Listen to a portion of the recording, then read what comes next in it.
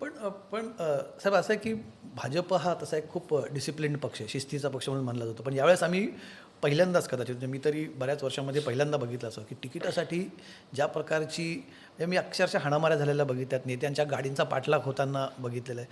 भाजपात हे कशामुळे होतं? बाहेरनं खूप लोक आले म्हणून होतं? नाही, मला असं वाटत नाही. बघा काय आहे की यापूर्वीही कमी अधिक प्रमाणात व्हायचं नाही असं नाही आहे, सगळ्याच पक्षांमध्ये व्हायचं.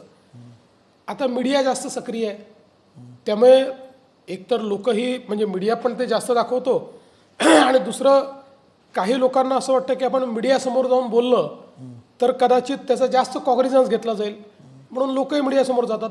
पूर्वीच्या काळी आमच्या पक्षामध्ये एवढी शिस्त निश्चित होती की एखादा अप्रिय निर्णय झाला तरी लोक मीडियात जायचे नाही. आता जातात. आणि मी ज्यावेळेस बघत होतो, मी काही लोकांचे त्या ठिकाणी बघितलं, आम्ही निष्ठावान आहोत. आता त्यातले काही लोक काल परवा पार्टीत आले आहेत आणि ते स्वतःला निष्ठावान सांगत होते, पण चालतं, असं काही नसतं. दुसरं असं आहे, तुम्ही एक लक्षात घ्या की ह्या 10 वर्षाच्या अंतरामुळे एका वॉर्डामध्ये 4 निष्ठावंत आहेत, त्यापैकी एकालाच तुम्ही देऊ शकता. उरलेल्या 3 निष्ठावंतांना वाटतं की माझ्या निष्ठेत काय कमी राहिली, मी तर याच्यापेक्षा जास्त निष्ठावान होतो. आता निष्ठेचं माप तर आमच्याकडे नाही, किती लिटर याच्याकडे आणि किती किलो त्याच्याकडे.